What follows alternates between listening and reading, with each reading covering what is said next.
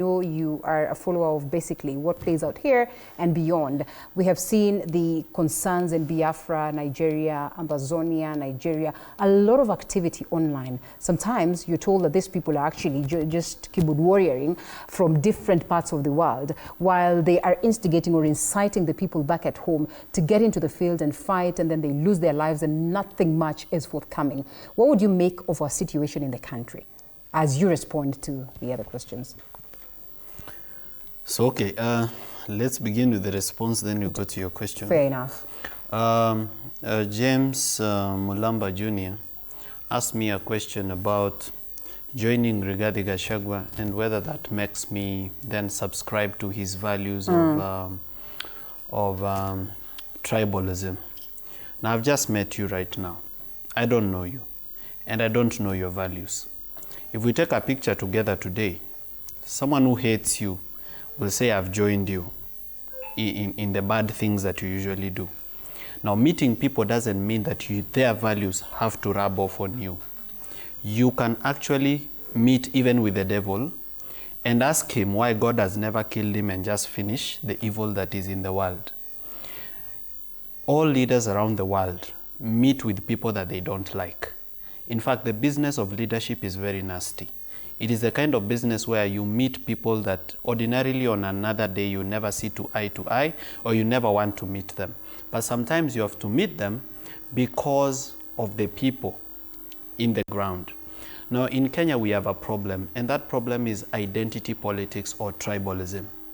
Now, much as you don't like Gachagua, you don't like his voice, or you don't like his values, there are 4 million voters who believe in him, who have propped him up as their leader, and who are ready to rally behind him if he was to run for election or if he was to back up someone. So if you have a desire to be a president of a country, what do you do with these 4 million people? Do you exclude them from your plan, or do you co-opt their leadership to want to reach out to them? So the problem is not me, Morara, or anybody who is seated here. The problem is the Kenyan people. The Kenyan people voted for Anne Waiguru knowing that she's corrupt, but still voted for her. The Kenyan people voted for Gladys Bosholei, the women rep of Uasin Gishu, knowing that she has tuhuma za ufisadi kutoka kwa judiciary. Or they're walking scot-free, and therefore yeah. You cannot declare that they for are Nyaribari in any Masaba way constituted Daniel Manduku had a corrupt. Kenya Ports Authority case. But the Kenyan people still trusted him to be their MP. Who is the front runner to be Governor Bungoma right now, the most popular candidate? It's Didmas Barasa, okay? So then we need to ask ourselves, where is the disconnect? Why are the people not relating their pain to corruption? And why are they not resenting leaders who are corrupt and choosing leaders who have integrity? Why is it that, for example, having a case in court or being violent is like a pass? It's like a passport to leadership, that once you've shown that you can be corrupt, then this is your opportunity to lead in governance. All right. Now, for me, joining the leaders of opposition to be present there, I don't join there as a briefcase carrier. I come as a party leader, holding the interests of young people.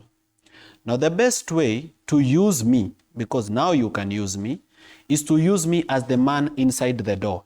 Because not all of us are going to fit in that meeting. This is a meeting of 5 people.